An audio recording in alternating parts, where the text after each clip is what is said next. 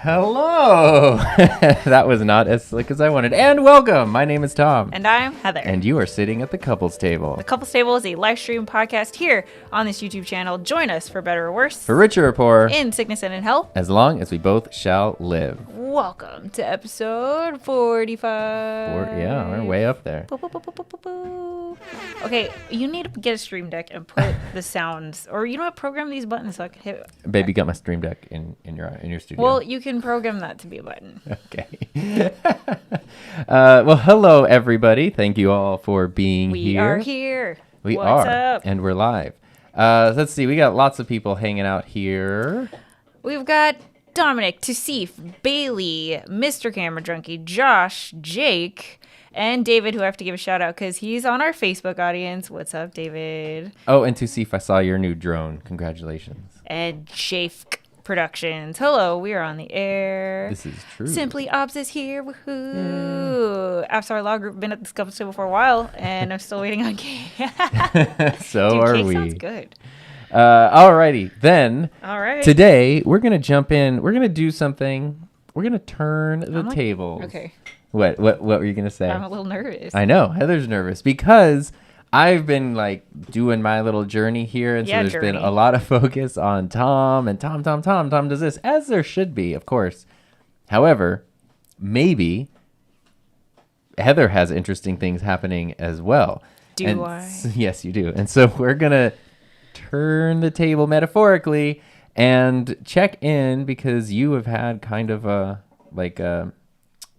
revelatory week. Yeah. Yes. She's got updates. Heather's business updates.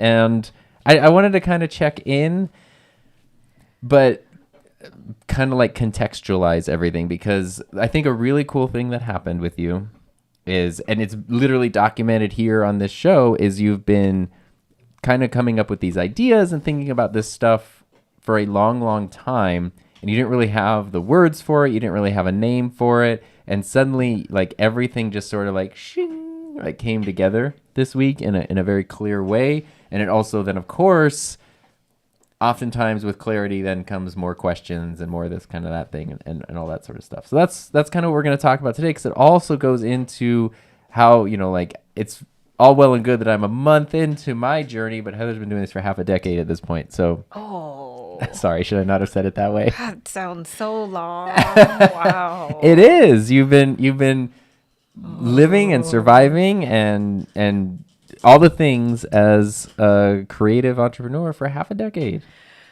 Muhammad's here. Jessica's here. Loving the shirts today. This is my Buzzsprout shirt. I figured I would represent. This is my The Space Gal shirt. Go follow her on TikTok and Instagram. Homesick Mac, Raphael, Invest with Fire. Oh, it's JFK, not JFK. That makes a lot more sense. Well, honestly, if you're going to write it that way where F and K aren't capitalized, people are going to read it like one word. Whoa. Right? JFK. Anyway. I don't know. So. JFK. Okay, so. All right. You have a bunch of notes and things like that. So, do you want to give us a background on where your income has come from for the past several years? Like, you know, it's been a lot of freelancing. It's been a lot of different things, but it has not been a traditional paid employee thing. Yeah. Yes. So, okay. Tom made his transition having started his YouTube channel 3.5 years prior to making the leap. I did it the total opposite, where I had no option. I had 6 months of like savings, and then I think I've said this before, but I actually didn't quit my job to do like YouTube or to start my own thing. I quit my job to get away from my job because I was not happy there. And then after I put in my resignation, I came up with this idea of like, I think the very first thing I thought of was, I kind of want to try doing my own thing, because at every job I've had, I've always had to kind of turn down my creativity, limit my, like, I always felt like I wasn't being challenged enough. And whenever I tried to put the challenge on myself, I felt like I was resented for it in my work environments. Like, why are you trying to make everything complicated for everybody else? I think we talked about this last week. You have to like, or people shrink are like yourself down to yeah. fit into, like, you were talking about like just sitting at your desk twiddling your thumbs, because like, you would rather have me do that than something innovative. Yeah, and that just always killed me. So I was like, okay, I think I'm gonna try to do my own thing. And then around the same time that happened, I went to a digital marketing conference, and that was like my first exposure to the world of awakening. Like online whatevers. Yeah, because content creator, I don't even think that was a word that was said back in 2016, or at least it wasn't a word that I Why'd you knew. go to this thing then if it was so? For my job, because I was still working there. I couldn't quit until they had replaced me, or 60 or 90 days, which one came first. So I ended up, even though I put in my resignation, I was there for a while. So this was after you resigned, but before you left, you decided like, well, I'm going to use this opportunity to go. I think we had booked it already. Okay. So I went to the digital marketing conference, and literally I saw some of the people that I still look up to today at that conference. And that conference just told me everything about, like, these tools are not only accessible to companies, they're accessible to the normal regular person who has a cell phone. And that's when I started thinking about, oh, it's just a matter of digital literacy. Like, this is the piece that people are missing, because when you are digitally literate, you can unlock a potential that, like, a person without internet can unlock. You can start your own business. You can connect with people all over the world. You can, spread your ideas, monetize your ideas, build communities, learn whatever you want on your own terms, and just this whole thing. And the best way that I could describe that was digital literacy. Yeah. And I just was so excited about it that I was like, I'm going to try to find out how to promote that. And I just had no idea how to do that. So, yeah. Do I not have? I don't have sound. Do you not have sound? Now I have sound. Hello. I was like, wow, this microphone's super quiet. Hi. So this is a problem, though, that you and I have had. You had been on this digital literacy train for a while. Yeah. But even when you and I first met, we were doing like ShareSpark TV. We were talking about digital literacy. We quickly came to the idea that like this is something we cared about. It's something I was teaching to my students, but it's something that like you can't say like, hey, tune in for some sweet digital literacy because like it will literally just be crickets. Yeah. And like no one, it's not something that people cared about. And that was my naivete in terms of not understanding how business works or marketing works or, I mean, I understood marketing because that was my background, but in terms of starting my own thing, yeah, totally different.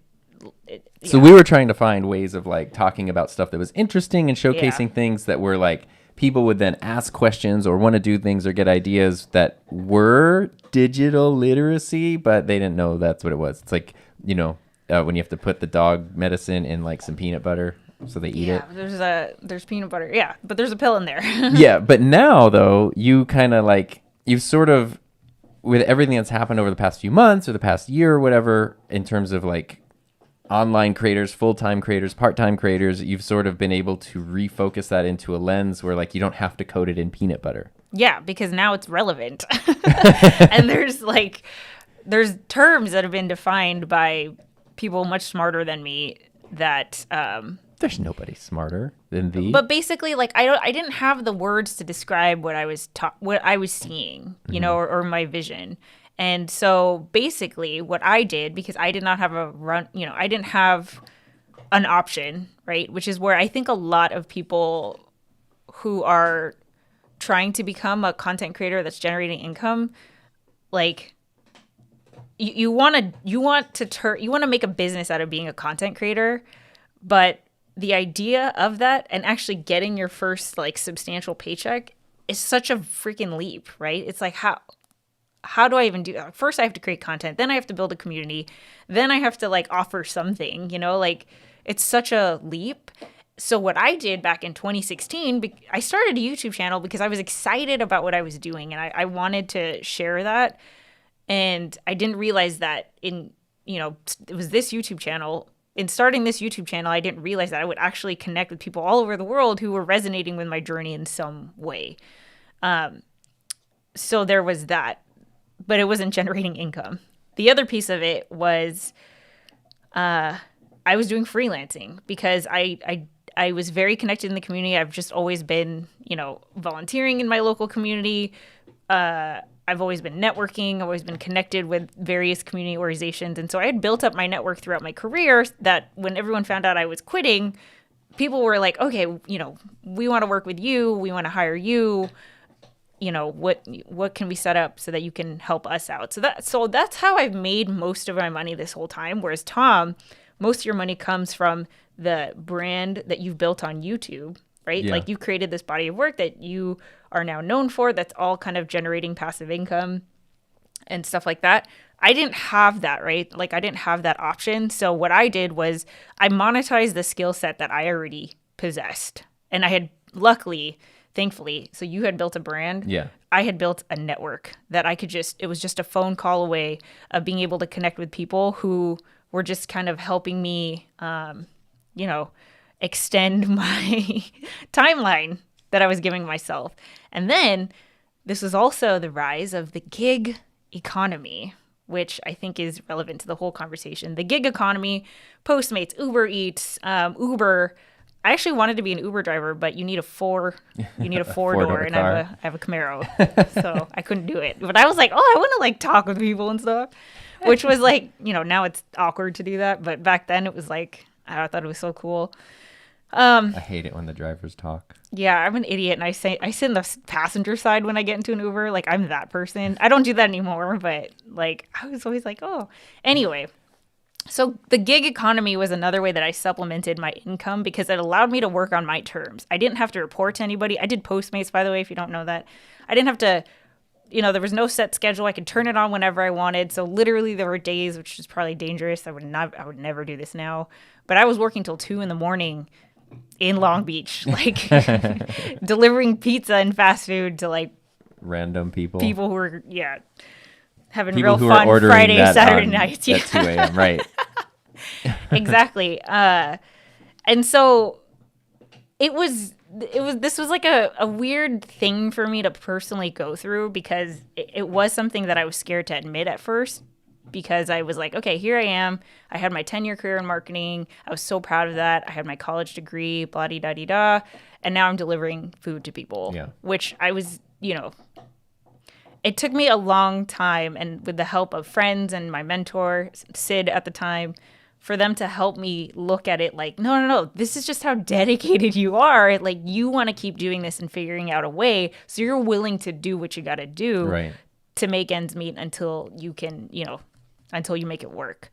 And so I was doing the gig economy, and thankfully that was an option where, and I think it's still a viable option, whether you're doing something like Postmates or Uber Eats or something like that, or you are able to monetize your skill set through something like Upwork or these other like freelancer sites where you could just like, hey, I make YouTube thumbnails for people. It's, $10 or whatever. Right. Yeah. Like there's ways where you can kind of just, it doesn't matter who's driving the Uber car. It doesn't matter who's delivering the DoorDash or who's making the thumbnail thing. It's just like, here's the thing that I expect, and I just want someone to do it.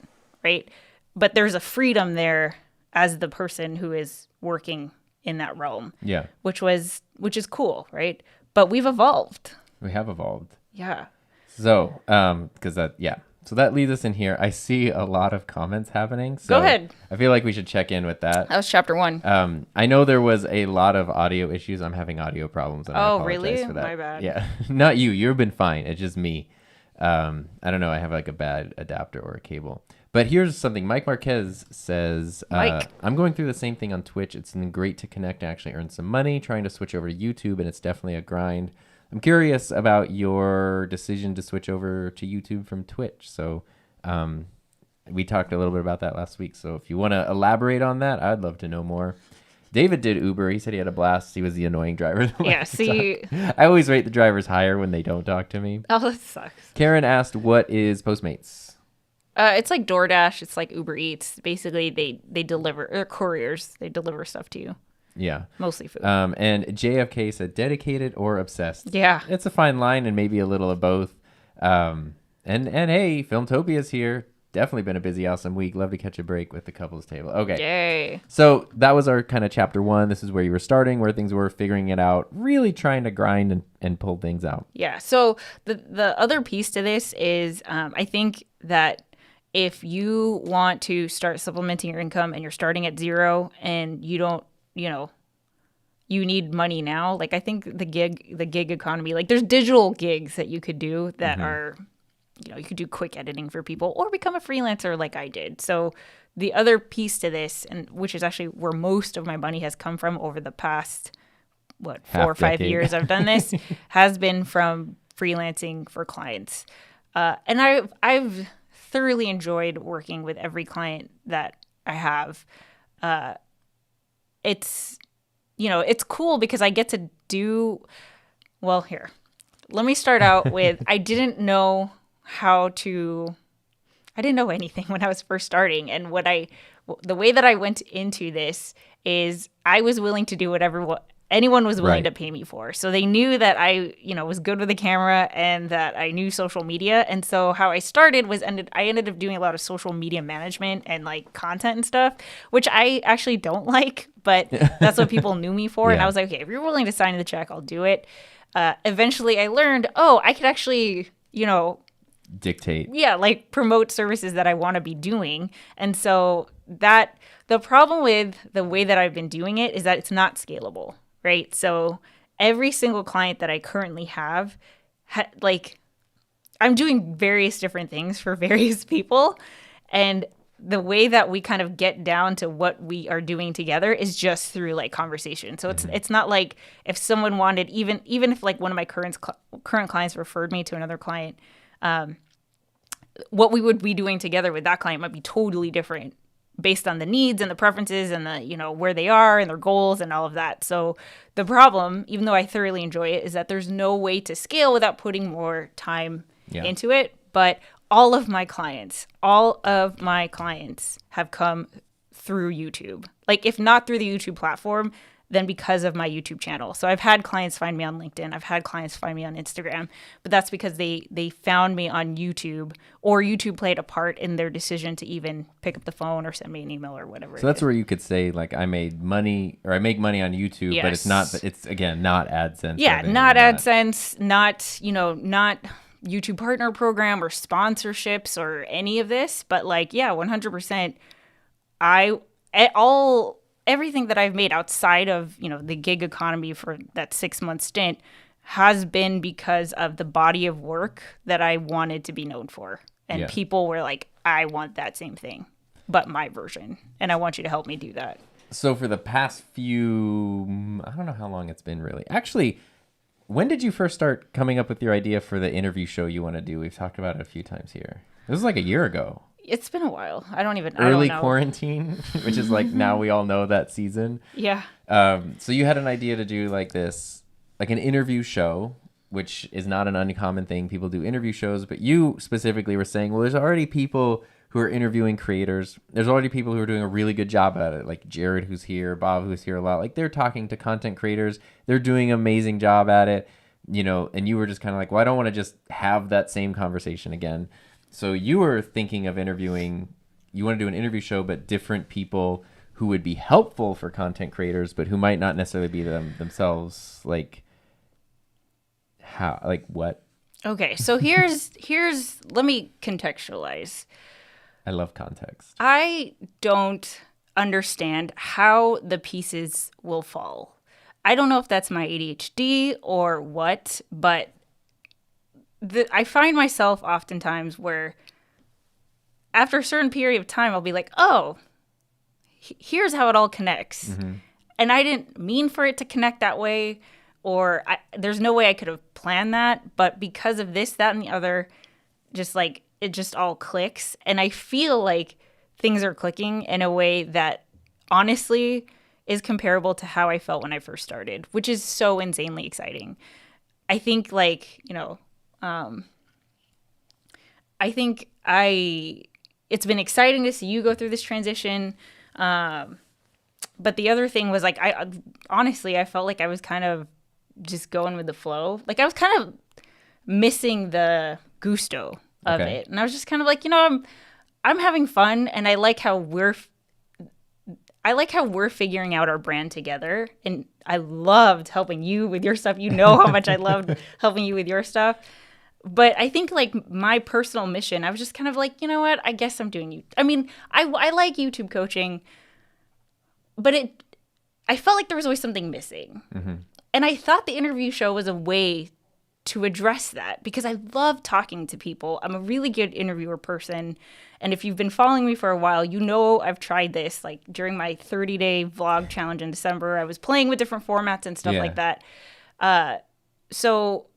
But also, I just didn't want to do what is already being done. I wanted to make sure that if I create something new, I want it to be new. I want it to be an angle or a conversation that is not being had. Like, I want to add to the conversation, not just repeat what's already out there, because everything out there is already good, right? Well, what you were specifically telling me that you wanted to do was find people like, I don't know, I'm going to say a financial advisor, and talk to them specifically on how it would relate to content creation.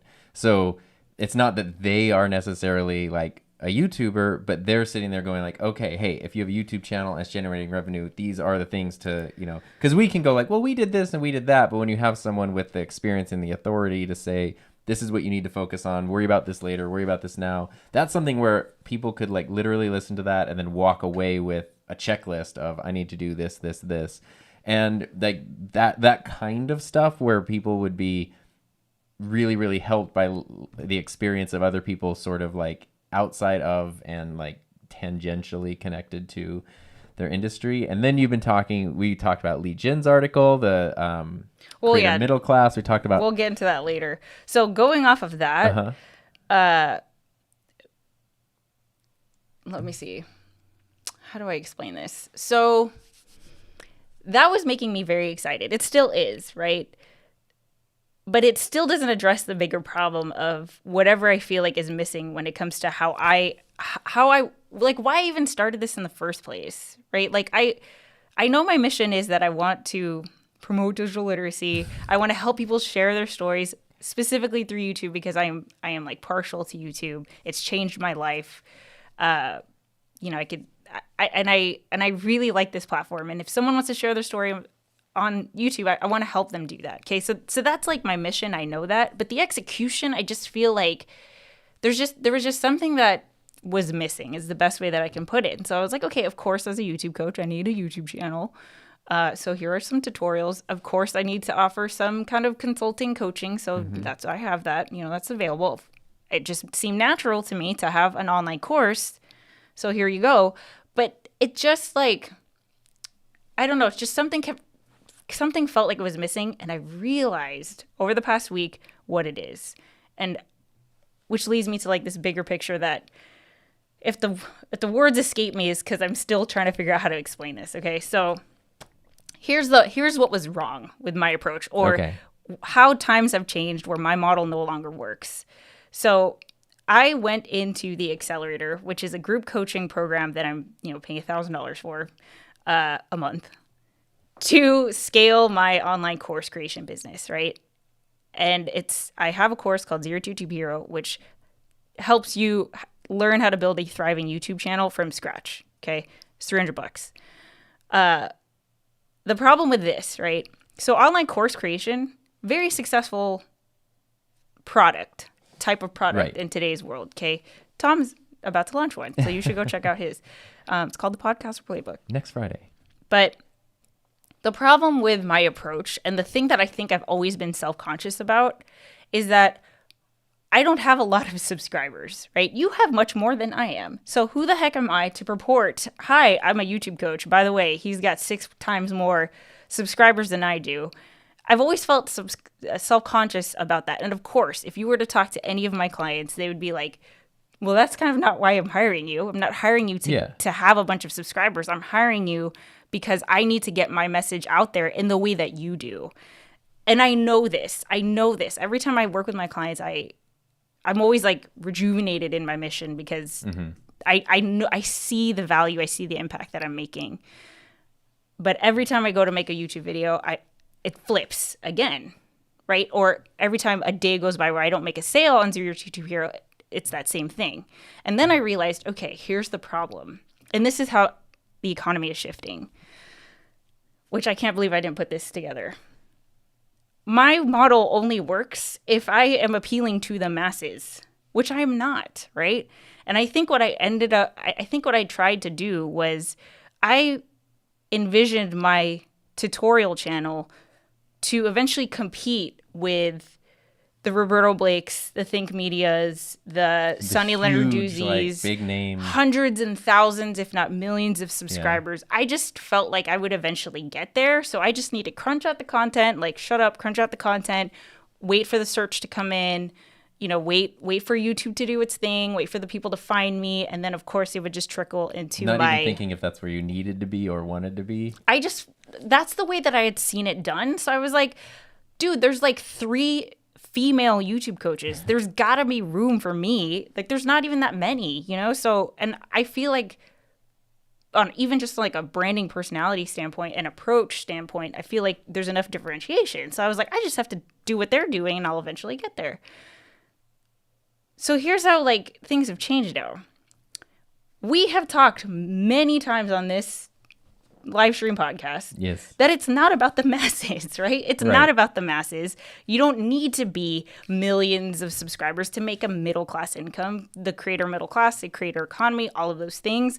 We now know that it's about the community. It's not the size of the community, it's the depth, right? How connected does that community feel to the creator of that content?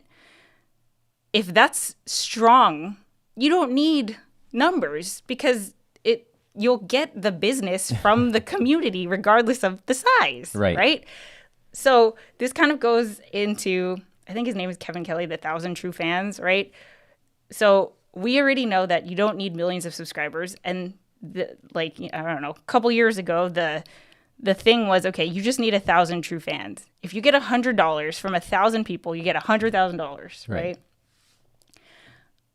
What I'm realizing is that it's not even 1,000 anymore. It's like 100. Because if you can get 100 people, pay $2,000. If you can get 100 people to give you like $500, you're at 50. Yeah, that's and if you can get that, you can, you can take it however you want to take it from there. But you can at least get that base middle class income from the 100 people. So then I was like, this is my problem.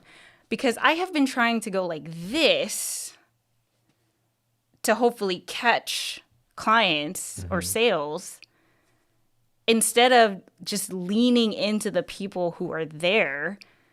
And I think because of like the momentum that I feel with my live stream show on that channel, the YouTube Huddle Up is such a great community. Like I feel really good about the content I've been putting out. There's just a vibe there that wasn't there before because I've been leaning into the people. Right.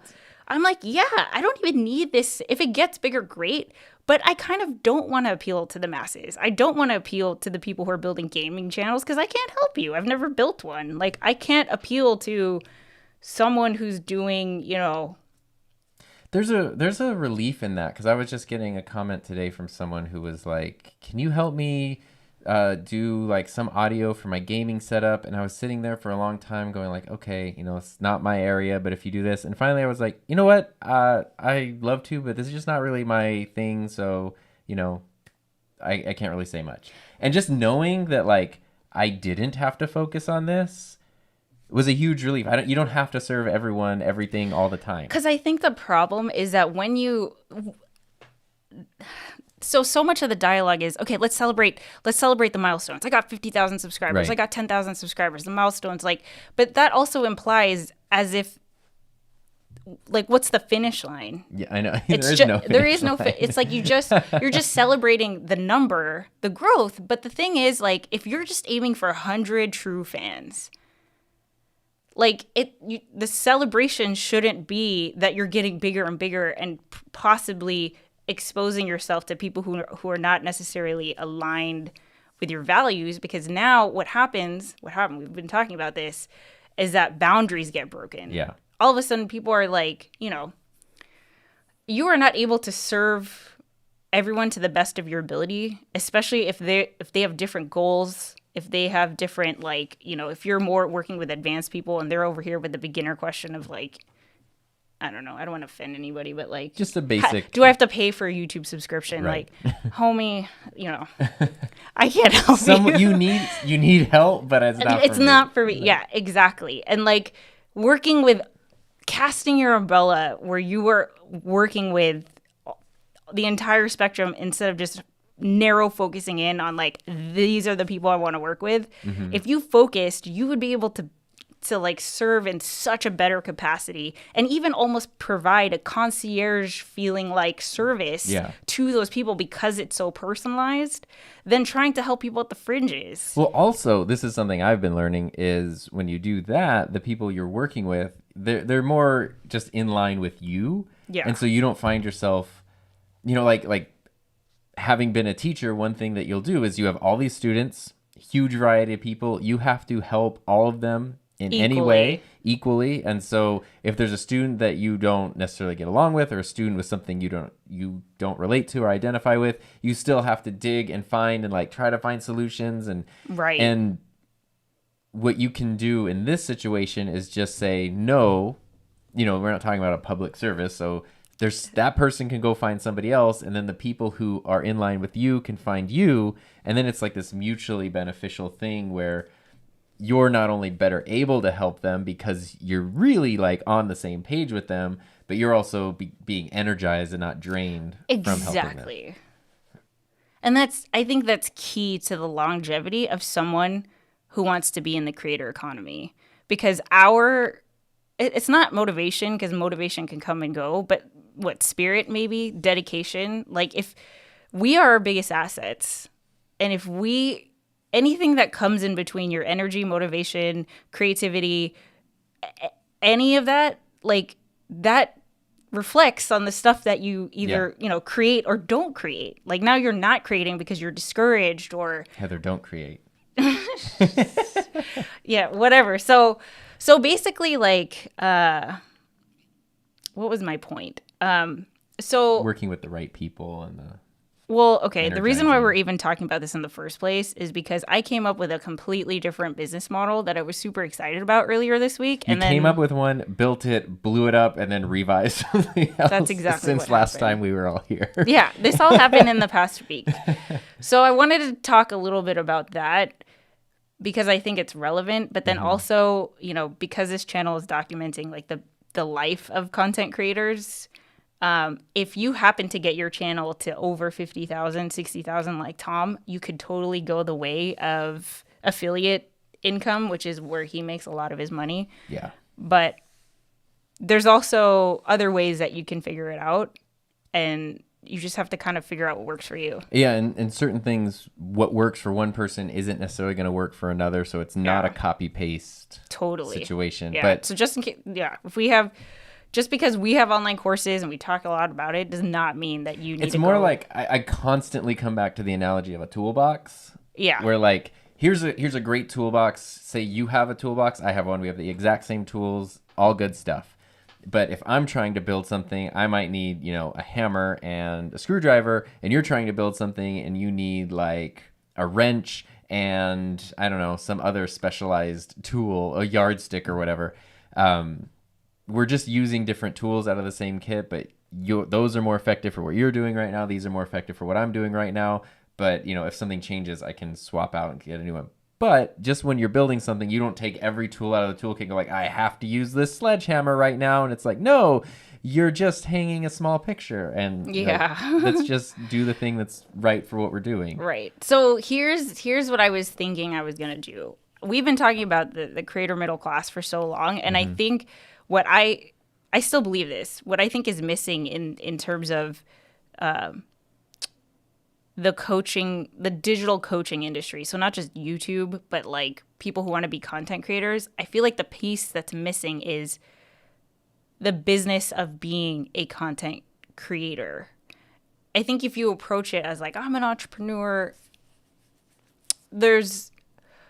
it almost doesn't give creator enough light. Yeah. Because you assume that, an entrepreneur, it's like I think that word has gotten like... It means a lot of things. It's so broad and it's gotten so popular and Yeah, okay, so here's the thing, right? Basically, the business of being a content creator, and I'm thinking about the creator middle class, right? Before there was entrepreneurs and business people. You see a need, you make something that addresses that need, and you sell it. That's what I think of when I think of entrepreneurship. You create some sort of value that people want to pay for, and you serve it to them, right? But that doesn't fit when it comes to being a creator because it's about you, not them, right? So then the value can be intangible too. Right, exactly. So if you swing the pendulum the other way, you have an artist, right? We are all artists. If we're creating content, we are creating stuff that only we can create in our voice, with our thoughts, our ideas, blah-de-da. But this is the pendulum in the other direction where how do we monetize that? Like starving artists, some change over here, some money is over here, but like there's no clear path. And because of the way that the creator economy is now evolving, where the path to building a business around being a content creator is starting to become more clear, right? And I think we've talked about this on here where like Jack Conte of Patreon, like Lee Jin, who's a journalist, I think, who talks about this stuff, like there's a growing demand for creators who make content that are very niche, that are specific to types of communities, and you don't need to appeal to the masses in order to make a middle class income as a content creator. Because that's like, if your goal is to make millions and millions of dollars, I don't think any of us are going to argue if that's what happens. But if that's the goal, it's so like like it's just like the bridge is broken and it's not connected and you're just not gonna It's get just over not there. But if accessible. the goal is like, yeah, I didn't want to pay my bills, I don't mind still needing to keep working and doing these things, but I want to do the work that I enjoy, creating the stuff that I care about, and you can completely 100% turn that into something, and not just like, and like a legit thing that is a real job that commands, you know, it's not something to be scoffed at when someone says that's what they want to do. So here's the difference, right? Like the way that the new, I don't know, program I was thinking of creating was approaching YouTube from wanting to build a business out of being a YouTube creator. And you've always avoided talking about money in your stuff because it's so muddied up. There's like, I'm sorry, just tangent real quick. But I was listening to a live stream a couple weeks ago that was all about marketing and brand deals and stuff on YouTube. And I was like, okay, you know, I'm interested. What are other people doing? And it was just a different audience from where I'm at. And me and the people in my personal like sphere, the other creators I talk to and interact with. Yeah, your colleagues. We all, I'd be honored. We all approach it from sort of this point of view of we would hate to mislead anybody. If anything, we want to go out of our way, and you do this too. We want to go out of our way to not have to say that something is sponsored, not in a fraudulent way, but in literally like, if a lot of times you have the option to pay for something or have it given to you, you might select to just pay for it. So that way there's no question. Like, I'm paying for this, I'm talking about it. Clearly no conflicts happening here, like that kind of a thing. But there's another entire group that's doing the opposite, where like literally going to like VidCon and getting a phone case from the Canon booth or something, and then being like, oh, I'm sponsored by Canon because Canon gave me this thing. And it's like, no, you can't. Like, people who are so desperate to say that they're sponsored that they're like misrepresenting themselves that way. To position themselves as like super brand friendly. Yeah. Super brand friendly, super successful. And then other people who are like, I really want to do a light touch of that stuff. I don't want to do sponsored content. Should I, and everything in the middle. And it was interesting to just like peek my head in a world that didn't exist. But it reminded me of like what you were just saying. I forget exactly why that popped into my brain, but it felt super relevant at the time. Well, because the thing that I wanted to make was, I avoided money before. Right, because you avoided money because it was that kind of a thing. Yeah, it's like I've always known that I didn't want to work with people who want to try to make $1 million or get 1 million subscribers. Like I love YouTube, but not that much. Like I'm not trying to help those people. And like, no offense to you, I'm just not your person, dude. And like, and I think that's why I was always so like hesitant and maybe a little soft-spoken about what I offer. Mm-hmm. I love talking about Tom, but for me, I'm just kind of like, I do my thing. And I think that's because the way that Zero to Two Hero is offered now, the only way it's going to compete, like the similar products are, how do we get as many subscribers as possible on your, and as effectively as possible and blah, blah, blah. And then I realized, like, oh, that shouldn't be how it is. If you approach it with the business of being a content creator, then you have to also you have to be creative. It has to be dependent on the individual. It has to be, you have to lean into, you are creating something only you can create. So the opposite of the gig economy, where it doesn't matter who's driving the Uber, it matters who is making the YouTube videos. Like, we can all make videos about how to make a thumbnail in Canva, but I want to hear it from Heather, or I want to hear it from so-and-so. The creator matters. So that's like the creator piece. The other piece is, how do you build a business off of that? And that's the part that I feel like isn't talked enough. And it's too much of like, on like, how do we make as much money by appealing to the masses, right? Get into the YouTube partner program, get hundreds of thousands of views. And it's like, no, if you know the value that you're providing, that only you can provide, and you're providing it too, you just have to make a business around that. Mm-hmm. And you could totally make a middle-class income. You could totally be a content creator making $50,000 to $100,000 and beyond. Which is, it's the dream for a lot of us. That's what I was going to create. I was going to be like, okay, I am going to create a new online course / group coaching program that specializes in helping someone who wants to be a YouTube creator build a business around being a YouTube creator. And oh my God, I was so excited about it. You were doing like your own consultations with people. Yeah. Brainstorm, which it's not like that idea is lost, and it's not as if the stuff you learned is lost, but yesterday you were building, and it was like, okay, this is going to be a thing. You had launch dates and all this, and then suddenly yesterday you're like, I'm not going to do it anymore. Yeah. But with a good reason. Yeah. So basically what I'm going to do is just, what I decided to do is I'm going to tack on this piece that I'm talking about, the business part, onto my existing course, Zero to YouTube Hero, charge more for that, and then start shifting my tutorial channel to differentiate myself as a YouTube coach that helps YouTube creators build a business out of being a YouTube creator. That's a struggle too when you make a YouTube channel. You're like, okay, what's your niche? Well, I'm a YouTube coach. That seems very specific. Yeah, but like, what's the difference between what's the difference between me and like other people out there? And I could never define it. Yeah. And I know that there's people out there who they have online courses that specialize for entrepreneurs, right? Like you want to use YouTube for video marketing or, you know, to promote your existing products and services. That is different from what I am trying to do. And I was like, okay, I see. Right. Like I feel confident in the thing that I am now offering. Well, I still have to make it, but now I got to reshift my channel.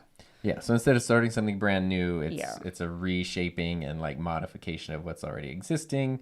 Yeah. For a more specific audience. Right. And so thank goodness that I tabled the interview thing this whole time, because now I see it as like, okay, all the content moving forward is through the lens of helping people build a business out of being a YouTube creator. So every guest that I have, we don't need to learn from other people who are doing YouTube successfully, because there are other channels who are doing that, you know, like, hey, our two favorite, go check out Creators Campfire by Bob and the Hive Podcast by Jared.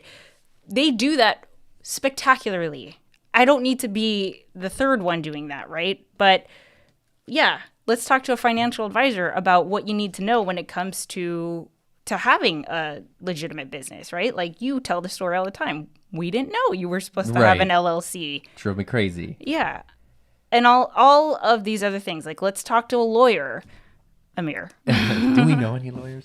But it's what's interesting to me about that. There's a few things that are interesting, and a big one is that now you have this. I think it's a great idea. I think it's going to help everything, kind of like I was say congeal, but everything sort of like come together.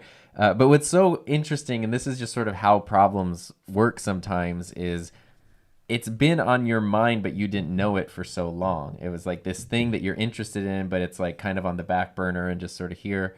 And I was reading something, I don't remember if it was something we talked about here or not, but where sometimes when you have a problem or you're trying to work something out, the best thing to do is just think about it a lot and then not think about it anymore. And down the line, suddenly like, because your subconscious is still like playing with these parts and like making connections, and then when something finally like the last piece is there, then it pops up. And like I don't even know if I'm making sense. We can check in and see.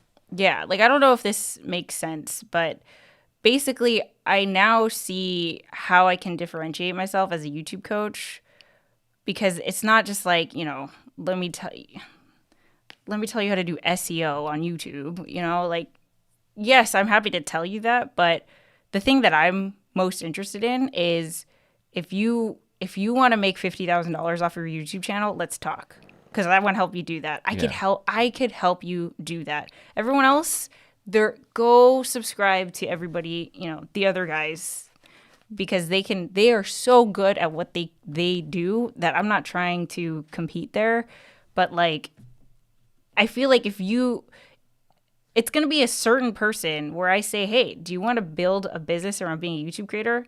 If you're going to say yes to that, that's a very specific person. Yeah.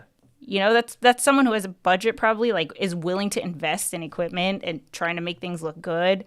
Learn, put in the time. Someone who's teachable, someone who's willing to adapt, someone who isn't willing to compromise their integrity to get more views. Like they're not trying to chase the numbers and stuff. It's like a totally different. In it for the long haul. It's a totally different approach. And it's still based around the idea of your creativity, your passion, your interest. It's not like just do the thing that's going to grow as fast as possible, but it's like, here's your idea, here's the thing, the thing that you can't shut up about, the thing that you just want to keep talking about forever. Let's take that and now turn it into something in a cool way. I have to put this up here because JFK said, wait a damn minute. It just dawned on me it's called the Couples Podcast. Are you all married? Oh, yes, we are married. Almost for a year. I know our 1 year anniversary is coming up. What should we do? Yeah, we'll still be pretty quarantined. Let's see here. So, oh, good. Everyone kind of cleared that up right there. Leo is here. Hi, Leo. Hi, Leo. Imposter syndrome is just destroying our creativity. That's something... I actually beg to differ. Do you? Yeah. I was gonna say that's something everybody struggles with, and you're like, I beg to differ. No, I think if you have imposter syndrome, I think that's a good thing. I think that's a good thing too. Yeah. That's always like... And I think thinking about it as if it were a good thing instead of letting it hold you back is just a way that people that I have not heard talk about it before. But there's a really awesome person named Adam Grant. I think it's Adam Grant. He just wrote a book called Think Again. Go follow him on Twitter. He's amazing. But he helped me to reshift my perspective on imposter syndrome, where it's actually like, if you suffer from imposter syndrome, there are benefits to that. Right. So like one example is if you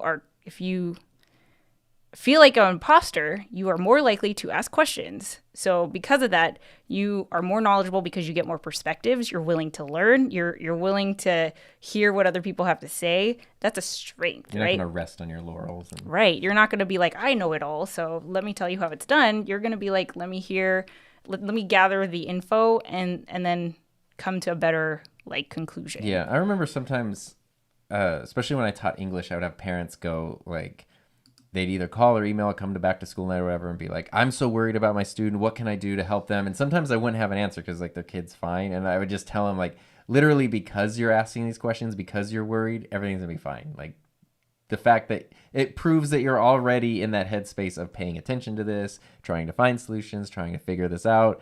It's the people who aren't even thinking about it that I'm worried about. And I think it's sort of the same thing. Imposter syndrome shows up. And that means you're not going to just sit there going, well, I'm the greatest and just sit back forever. But you're going to go, like, what do I need? What more do I need to learn? What can I do? How can I improve? What's happening? Ecam's here. Saw y'all live, wanted to lurk while y'all chat since I had the chance to catch the live. That's crazy. I'm glad you said it was Caleb because I thought Ecam had just become sentient and was enjoying our stream. Coffee Talking Tech said, hammers still make holes. That's true. And most tools can be a hammer if you try hard enough. Let's see here. David, I lost the thing, but David had said, some wise YouTube coach said, just show up for the people who are there.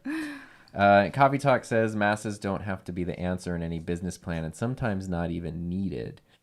Yeah, it's very interesting when there's a business that's totally cool saying like, are things not for you? And not in an exclusionary way. Of course. Not it's not for you, but in a, we're not trying to be all things to all people all the time. Like we're this. If this is what you want, come on over. If it's not, the world's a big place. And this is what I'm excited about because I feel like this is not talked about enough because the dialogue out there is like, how do we get more views? But there's no thought to like, well, where are the views even coming from? Are these even the right views that you want? Right. Like, that goes back to my TikTok thing of like, you get a million views, but like, yeah. I uploaded one video overnight, I got 350,000 views, and it's like, that's cool. So my thing is like, if you want to be the most seen, cool. I'm not your person. Yeah. But if you want to make $50,000 off of the content that only you can create and that you're passionate about, sit at the couples table. Like pull up a chair. Yeah, exactly. I like that. Tender Heart related says, I have a question. Is a good time to start a YouTube live stream channel? Start a live stream channel on YouTube. Yeah. Yeah. I mean, streaming has like never been more popular and YouTube is. Yeah. And what Leo said. Yeah. Okay. So there we go. Leo, of course, I don't think there's a good or a bad time. Just create. Yeah. And it's, you could make a great channel anytime. You can make a bad channel anytime. Yeah. Let's see here. Oh, wow. Coffee Talk has a blue XLR cable. Someone called it a Tom Buck cable. I am cool with that happening.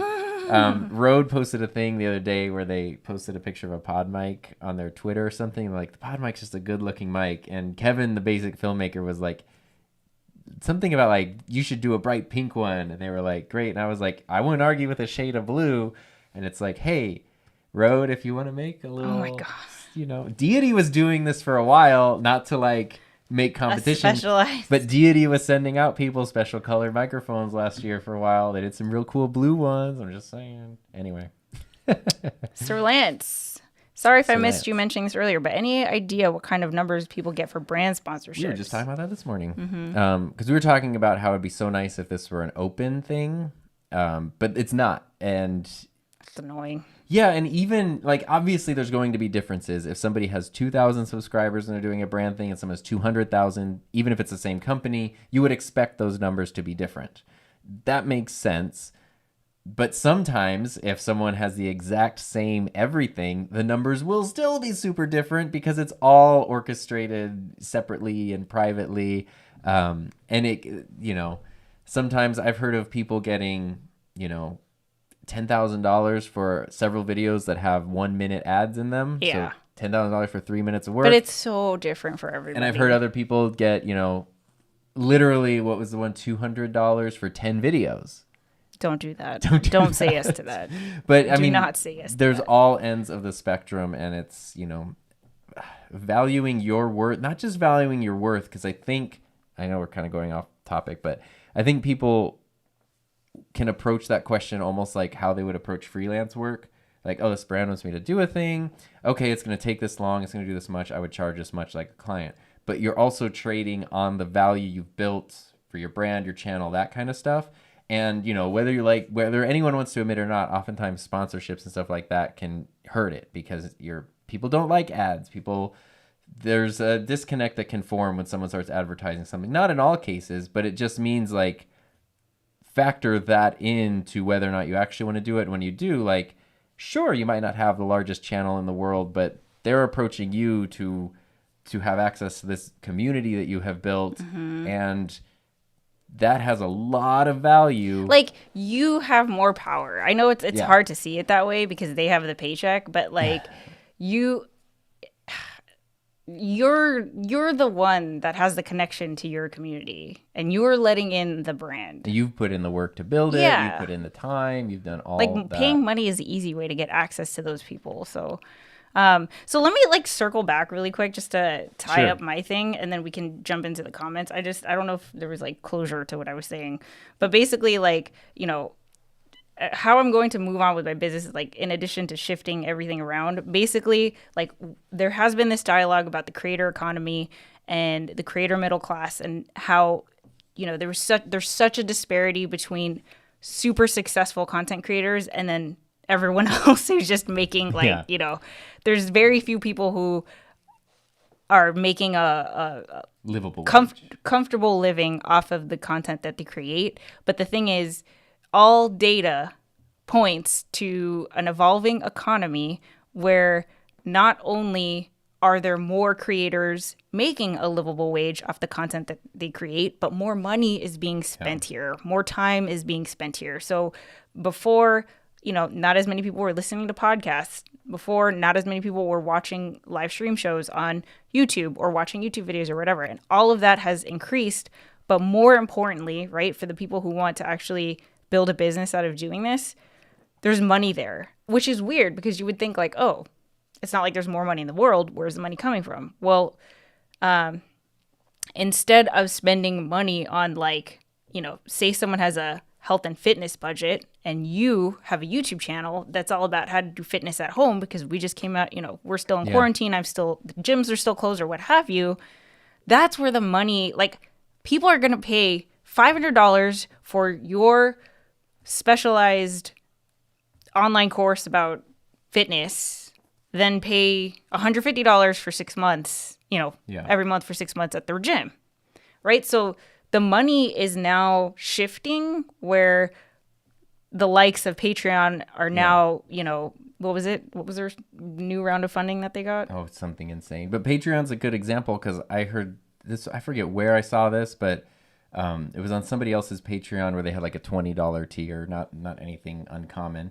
And somebody was like, why would I pay $20? Like Netflix is $12 or whatever, 15.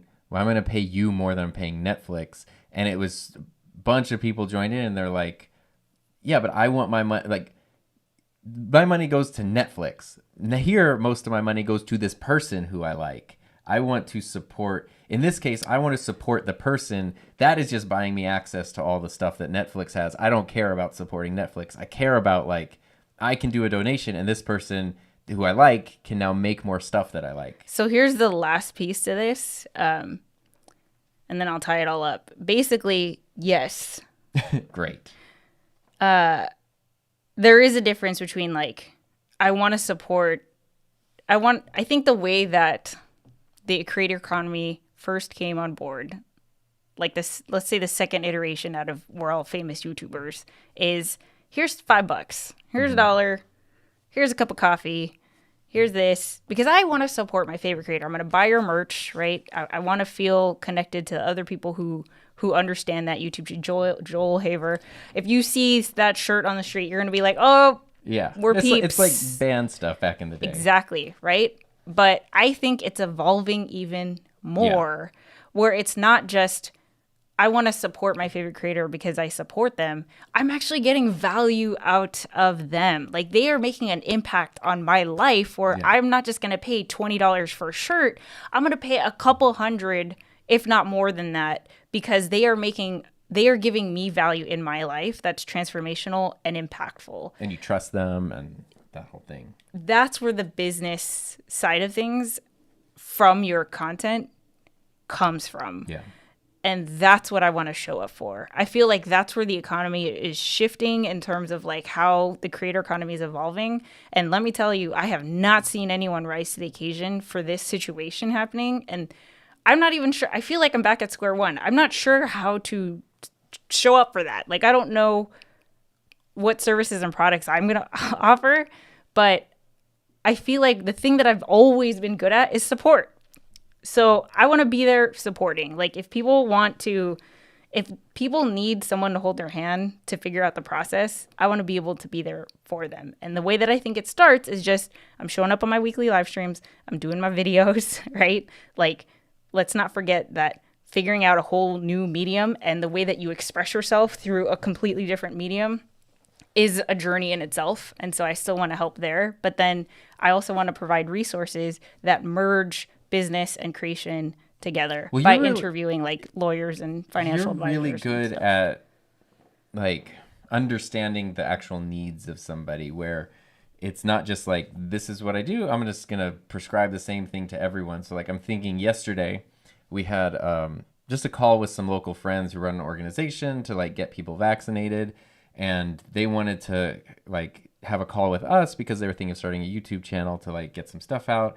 And we're like kind of talking about that and how, everything goes into a YouTube channel. And then Heather immediately jumps into like, okay, so your goal is to spread this information in this way. Okay, YouTube actually is global. We want to focus on local. YouTube's not the thing. Like Facebook would be better, but it's not just about getting Facebook followers to your page. It's about engaging representatives from these different local cities. And then in an instant came up with like a whole plan of here's a simple, achievable, and effective way of, engaging the whole community, spreading the message, taking this big job and breaking it down onto a bunch of different plates to where it's not, where it's something that people couldn't say no to. And I think the reason I bring that up is because I think in terms of you going like, I don't know where this is going or whatever, I think it's just sort of that, like, what's out there, the possibilities, things are going to change and continue to evolve, but like the online video genie is not going to be put back in the lamp. Right, it's here. So what you can do is work with people, understand people, and then you have the toolbox and you can guide them towards like, hey, maybe check out this, maybe consider this. Have you looked at this over here? What about this? And that can be different for everybody, but they're all, again, working from the same toolbox. Yeah, because I think the tricky part of this whole thing is that this is a tricky part about the business of content creation is that the people who find value from your content often don't know that that's what they wanted in the first place. Yeah. Yeah. You can't tell them like, come here to get this. I know you wanted motivation. Like that's the tricky part where it's like, how do we build a community? Man, the hard way. Like it's just relationship building, But honestly, like I'm so excited about it. I have not felt this sense of like, oh my God, I see something that no one else does and I'm so excited about it and I can't wait to like steer the ship and just go. Like I haven't felt this since 2016 and it's really exciting for me. When you first came and spoke to my class about being like a YouTube creator and all this kind of stuff, you had 4,200 subscribers, which is, it's very hard to get 4,200 subscribers on YouTube. And now you're way, way beyond that, but you're still like, I don't feel, or you have traditionally been like, oh, I don't feel like it's enough. But this is so much better because it's like you said, it's not even about numbers. Like my low number it's not even a low number to begin with. But right, also, but relatively speaking. In a way, it's like you can make it happen because that's what we talked about last week. Like if you want millions of subscribers, that's hard. I don't know. But if you want a channel that has between 10 and 50,000 subscribers, it's gonna bring you like, let's call it 50. $50,000 a year. 50,000 subscribers, $50,000. I wish it were that much of a correlation. But you can say like 50,000 is so within reach. Yeah, but I don't even think it takes that much. But it doesn't. But I mean but that's what I'm saying though is like the numbers aren't as relevant because it's more what you're doing with the numbers. So you could have 4,000 and be putting things together and like to pay for stuff. Right. And another data point, if you need it, is like, I was listening to one of the co-founder of Patreon, not Jack, but he was saying not only did they see a rise in people who are generating money off of Patreon successfully, but also the number of people who were paying $100 a month. It's like huge. It's not just like, here's $5 because I want to support my favorite creator. It's $100 because I get access to the member-only live stream and I get the bonus episode and the exclusive content and the not only are you like a part of the community, not only are you supporting your favorite creator, but you're a part of a community that you didn't realize that you wanted to be a part of. And it's bringing you some kind of value in your life where maybe you used to pass the time playing video games, but now you watch this YouTube channel or what have you, right? I don't know. Now I'm just going in circles. But it also... It goes back to what we were talking about with my journey of every time I talked to people, they would say, I wish I had a way out too. Yeah. And you and I were talking about this earlier. Like I didn't leave teaching. I guess the misconception would be like, wow, Tom's YouTube channel took off, so he left teaching. Not the case. Right. Teaching got terrible. Left you. And I had an option to leave. Yeah. That's very different. And yeah, before you get to the point of like, yeah, cool, everything is full time, having something that could be an option is very freeing and very, like important. So here's how I'm going to close it all up. And then we'll check the comments. I know this is a very like disengaged live stream. So here's how I'm going to tie it all up.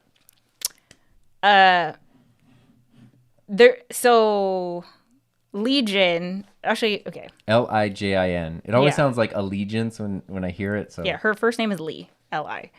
I think she's the one who I found the article first, who pulled me down this rabbit hole. Okay, and I'm reading a book right now called The Passion Economy, and I think his name is Adam, but they coined this new economy not as the creator economy, because the creator economy is like, here's $5, I want to support my favorite creator. The passion economy is not only here's $5 to support my favorite creator, but you are also providing value to my life, right? So it's not just the fan fueling the creator, it's also the creator fueling the fan. There is a service being provided. Or exactly, right? So the passion economy, you do not need, it's 100 true fans, it's not 1,000, it's not 1,000,000, it's just 100, and you can kind of like, the depth out of one fan is so much more. But hold on. So I lost my train of thought. Go ahead. No, I'm sorry. I just needed to share this with everybody. I knew I was going to lose the thought, man. Just saw you grabbing the camera. Sorry, and I lost it. I have ADHD. Yeah. Okay, so it's not the passion economy. It's not your creation. It's you're providing something and it's a two-way street, and it's not just them supporting you, but there's this relationship here where they're getting something back out of it. And that's different than just being the creator economy where it's like, go pay to support an artist. Like, you want to see the show, pay $5. But this is like, it's literally, you're taking a class. Cool. You like somebody, you can pay money, you get their course, you learn a skill. That's what I was going to say. So basically, like, the passion economy is growing. Like, there's data, what's cool about this is that there's actually data to prove it, right? Like, we can see where the money is flowing, and we can see that it's not just the creator economy, but now it's like the rise of the passion economy. And not only is that where the money is flowing, but there's also a bunch of new startups and businesses and companies that are trying to show up for this passion economy, which also is going to fuel more money in this economy. Mm-hmm. So for you as a content creator, the horizon in the landscape in terms of like how viable is it to build a business out of content creation, never been more viable, ever. Like, not only do you have the means, you have the tools, and you have people who are trying to make it as easy as possible and give you all the ways to monetize and all of these things. And so the thing that I'm excited about is I don't know how any of this is going to play out, but I'm real excited to just watch it unfold and to help. Like, I want to be at the forefront and kind of just conveying the knowledge, like here on this live stream, on my tutorial channel, to, I don't know, just be an influencer in the space kind of thing. Like, I want to, I don't know, I see where I fit. And I've never felt like I fit before. Like, I was always like, yeah, I'm a vlogger. So is everybody else. Like, I'm a YouTube coach, but like, I don't have the numbers to show that. But now it's like, oh, I found this space where even my relatively low number of subscribers actually like speaks to the thing that I'm trying to prove, which is you don't need a bajillion things to make a livable wage. Like, it's totally, you don't even need 50,000. Like, you don't need that. And when you take away the crazy numbers that are so hard to wrap your head around, you could focus on the thing that matters, which is your individuality. Like, what is the thing that you're bringing to the table that cannot be replicated? What is the thing that only, like, if someone else tries to create the same thing, your people are going to come to you because it's you. I'm done.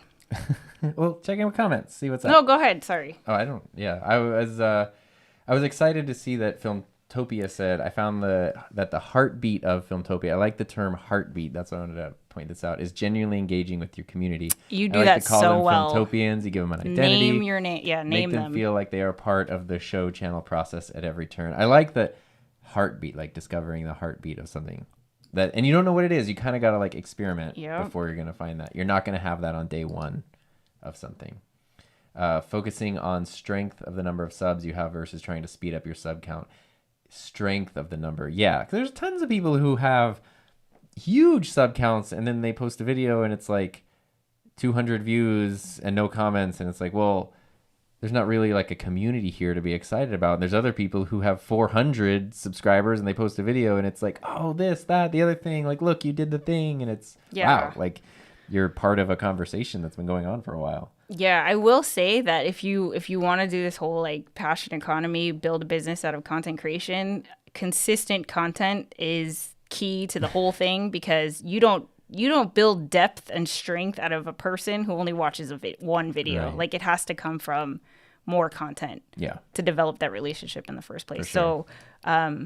So if like you're trying to wrap your head around how do I make money, do you have enough content to even That's the number one thing is like get something going and then it's like the water will start to boil eventually. I would love to see more content that specifically helps with efficient workflow ideas and strategies, because you can have great ideas, but if you get hung up on the setup and tech, that's a bummer. Yeah, I hope to help with that. You do a good job of that. I do, but it is tough because I was thinking about this literally right before our stream, where one of the things we've been doing a lot lately is helping people find ways to like set up their own studios and stuff like that. And it's so easy to give a shopping list. Hey, here's what I use. You buy these things. But even when you come in here, like when I'm in here working on stuff, everything is for the most part set up to work very well for me. But as soon as you come down and sit down, you're like, why is this here? How does this, like, it's nothing but pain. Yeah. And so it's not even like just, this person does this, so I'm going to do that. It's like, it's such a process of refinement for your own specific workflow. Niching down is really important for community building, content creation, and creating content that is more valuable than a general search. Right. Exactly. Right. Yeah. Let's see here. Philip says my TikTok got 2 million views in 4 days. No idea. I mean, that's cool and that's exciting, but I've never. And if it's just for posting stuff and having fun, that's cool. But what I have seen is so many people saying like, whoa, like this thing's really taking off. I'm investing a ton of stuff there, but I've never seen. There's not like a community built around it. There's not a. They're not directing the audience anywhere. There's not income coming from it. So it's like. Like if your people have a sense of pride of being part of the community, that's different. There's potential there, right? And it's like, I feel like I'm a part of something that I identify with. It's so easy to find general information on YouTube, but when you're actually answering niched questions for your community, that information becomes a lot more valuable and harder to find. Exactly. Yeah. And I think we've all had that experience too of like needing a solution for something, and then you find the exact solution. And you're like, oh my gosh, it's not like you're not trying to infer stuff from something that's kind of related, but it's like, this is exactly my problem. They explained it. They fixed it. Mm-hmm. Yeah. Enough business talk. Talk. Those drums in the background are there for decoration or someone actually play them. I play them all the time. What does the front of Heather's hat look like? What is your hat? Oh, it's a VidCon hat. It's a VidCon. Boop. I just feel like it looks weird this way because it's so I never wear it this way. But I'll wear it for the rest of the... Dr. Severin Bryan. Dr. Severin Bryan. I hope you're now seeing my YouTube comment. I am. Unless there was one before this. But you know what? This is on this channel. I have to check my other channel. Let's see. The video looks incredible. Great blur in the background. Thank you. We have a Discord server that we haven't checked in a while. Oh, yeah. Yeah. Let's see. Get on that. I have ADHD. It kind of sucks. It kind of doesn't. Yes, agreed. It seems like it's one of those things that can kind of be a superpower, but also, a struggle. The passion economy is what I've been trying to refer to in all my above comments. Such a game changer to be able to recognize and tap into that. Yeah. You know what's interesting? What happened just yesterday and today, maybe it was 2 days ago. So I got a check in the mail. I signed up. I get a lot of money from affiliate programs. Not a lot. I do not mean words. All of the money. A large percentage of my income comes from affiliate programs. That's what I'm trying to say. And lots of different ones. I have been trying to get the B&H photo affiliate program to work for ages because that's a great place to buy camera photo gear. Like I've literally used them since 2001 when my high school video production teacher was like, oh, you should look at this website and order a camera on the internet. Wow. I've funneled millions of dollars through my jobs through B&H photo. And I was like, yeah, their affiliate program. It's a nightmare because like the interface is terrible. So if anyone here is an Amazon affiliate, you know how easy it is to find a product, make a link, done. B&H is like you're traveling back in time to 1998 and like try to make an affiliate link on a GeoCities website. And fine, I kind of figured that out and I can get that going. But then there's like no money. Like you're not actually getting this. And what it is, the reason I bring this up is because B&H Photo is here, but they contract their affiliate thing through a third party. And so finally, 2 days ago, I got this thing in the mail that was like a check, but it didn't have all the stuff that a check needs to have on it, like account numbers and things. And so it wasn't something that could actually be deposited anywhere, but it was from the third party that they contracted to do this. And I thought that was weird. It wasn't for a ton of money, so I was kind of like, I'll figure this out. Somebody else posted on Twitter, like, what is this? Like, someone who really counts on that income. Like, I haven't gotten paid in months. Now I got this. I can't even cash this check. Like, what is going on here? And then B&H Photo immediately, like, reached out to everybody directly. And they were like, we need to solve this. Like, give us your emails. Do this. We're going to figure it out. Like, within 2 days, they had everybody's stuff electronically deposited into their accounts. They must have torn their third party like a new one. And the reason for that was they really wanted people to be using their affiliate program. So it wasn't a thing of like, oh, like, please, like, it would be really cool if I could be a part of this. It was like the company was like, this is hugely valuable to have creators like using our affiliate program. And if something is wrong, like, we're going to go into like code red and like fix everything. And to me, that showed how important it is, where it is something that's hugely valuable to these big companies. And I know, like, I don't know, that was just an example of like, wow, I was so surprised at how serious they took it and wanting to get it fixed soon so that people could keep using it. Yeah. Which is very cool. David says, you'll be coming to my channel for the sweet beard. That's all I got. Hey, you know what? At least you know your niche. Let's see. Filmtopia. After tonight's live stream, I plan between now and the start of Marvel's Loki show, I'm going to build a consistent content aspect to my channel. I'm low-key excited for that show. Personally, I think YouTube is the best place to build a community. I 100% agree. YouTube's great. I love it. I don't know. Yeah, it's wonderful. Let's see. There's always a video about how to fix your exact toilet model, but never a video about what you actually need. It's funny. I saw somebody that said, like, hey, online, like, YouTube recipe people, add some is not a measurement. And it's like, I'll find so many things about, like, stuff I want to do, but it's like, yeah, add some of this and do something. Like, what is some? I've seen some incredible creators blow up their stream with TikTok, but it's all about leveraging your TikTok strategy to drive traffic to your desired communities. Yeah, I mean, you know, some people it's great, and some people it's like...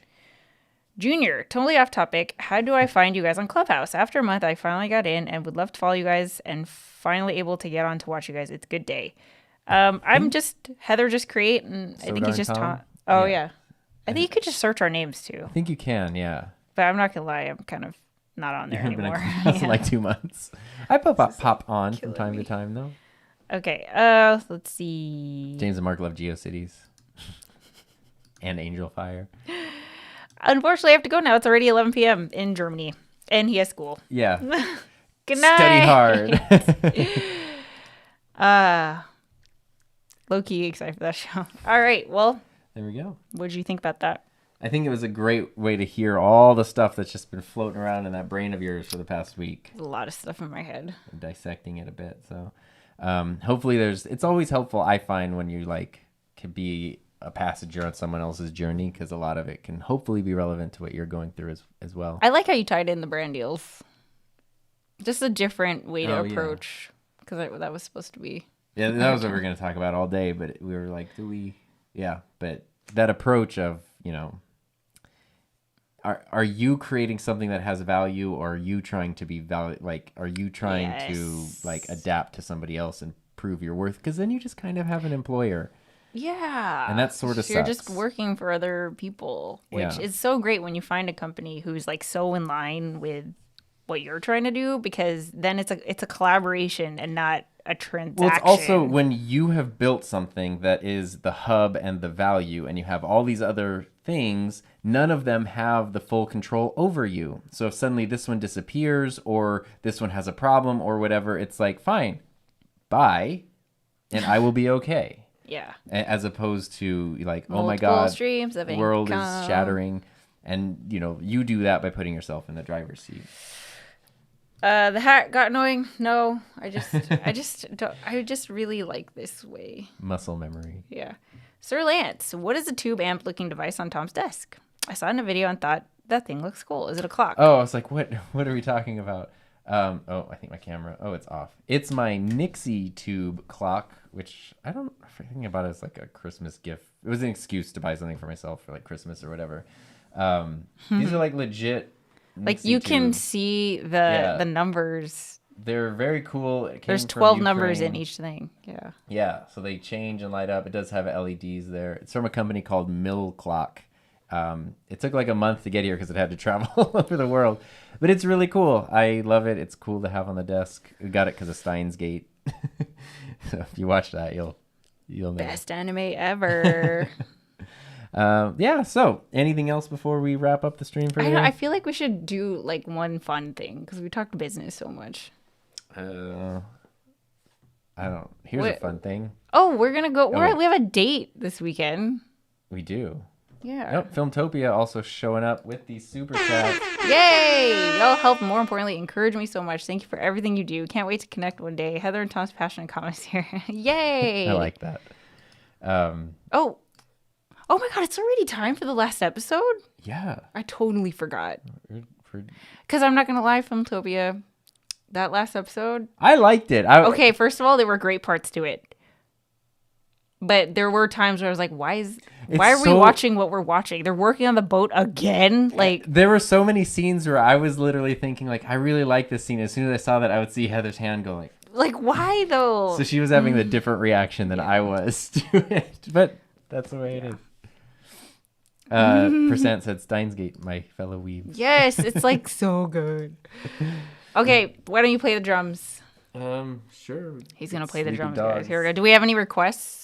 Is the drums are out? When is the ska cast coming? Well, here we could wrap up the recording of our podcast, and then I could wrap up. Okay, yeah. Let's because we got if the you're audio. Listening to the audio only version, you don't need the. Yeah. It'd be quite the nightmare.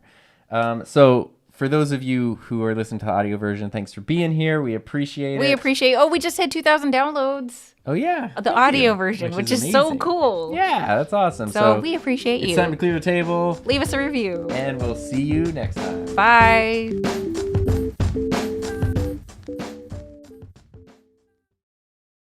Why is our house is like shaking? I think there's a helicopter flying over it. All right, now that it's just here, okay. So do we have requests? Drum requests are hard. So what do you play?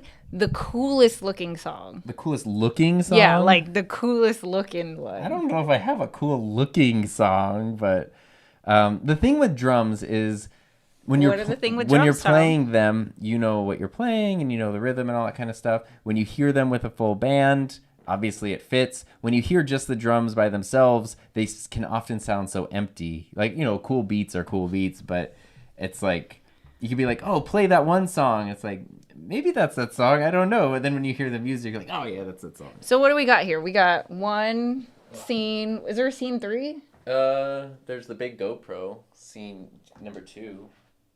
Oh, that's, okay. Yeah, okay. All right, guys, here we go. Is your mic on? It is. I don't know.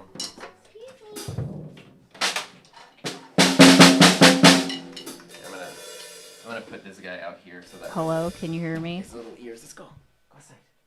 Oh yeah, his little ears. With big ears, but. Yeah, he's got big ears. All right, I'm gonna go with the other angle here. Oh wow, we're gonna do the whole music video thing. Yeah. I don't know. Anyway. That's the wrong one. Here we go. Let me pop out these little things here, if I can. I can just make funny sounds with them. Oh, the earplugs are stuck. Time to turn the volume down. Yeah, you guys should turn the volume down. You could. Yeah, is one of the mics muted? No. Do you want me to mute one? Or at least lower number 2. Lower. Okay. Here we go. Watch your ears too. What do you want me to do? I don't know. Just do whatever you want. Okay.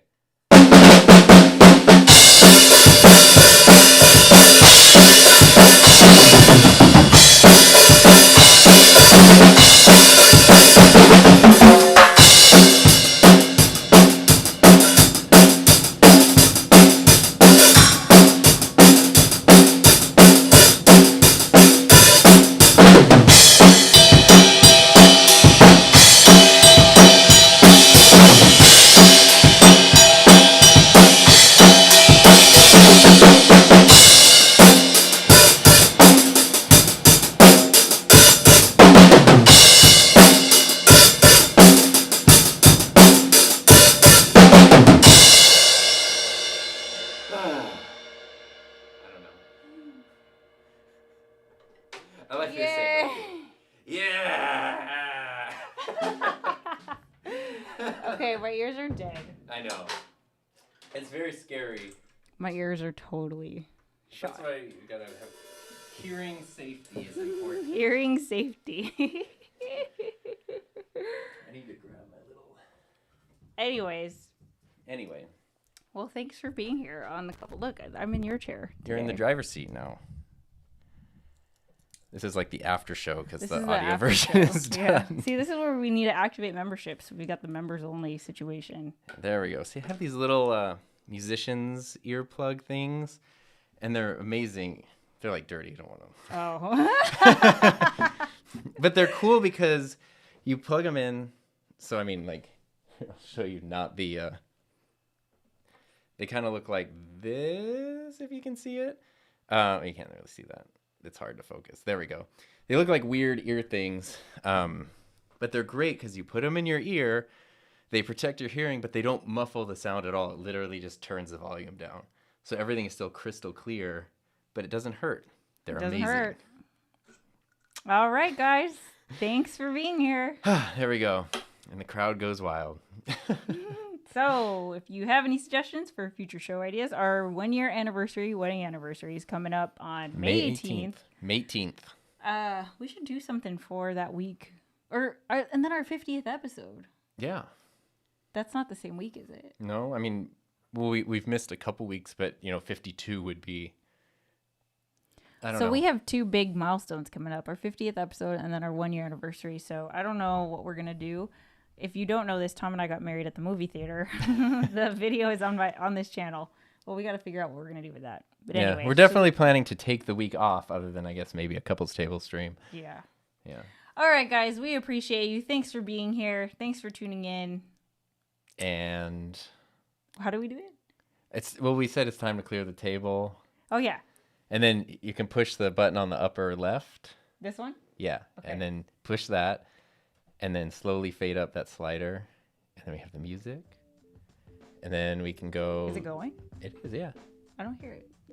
Oh, it's there. There it is. There. There we go. See, and then we're here. Okay, bye, everybody. Oh, yeah. Be on my YouTube channel.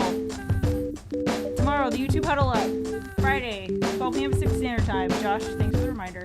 There we go. Be there. I'll be there. Do your homework. All right. Bye, guys.